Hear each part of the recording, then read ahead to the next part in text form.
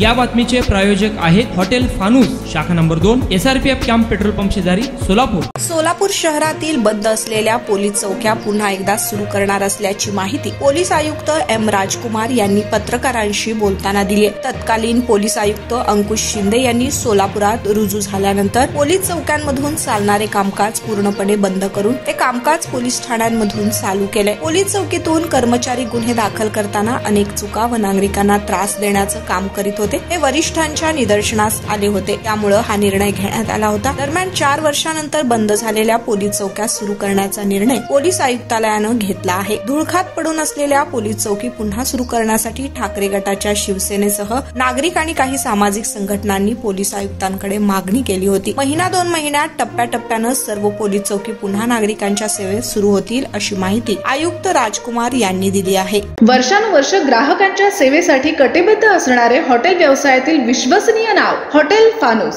Hyderabad road वरील hotel फानूसच्या यशस्वी वाटचालीनंतर सोलापुरात आता नव्याने आपल्या सेवेत हॉटेल फानूसची दुसरी शाखा सुरू झाली आहे। शहरापासून जवळच स्वच्छ सुंदर वातावरणात फॅमिलीसाठी स्वतंत्र सोय, VIP गेस्ट साठी स्वतंत्र AC रूम, दिल्ली, मुंबई, हैदराबाद येथील स्पेशल डिशेस आता फक्त हॉटेल फानूस शाखा नंबर 2 मध्ये।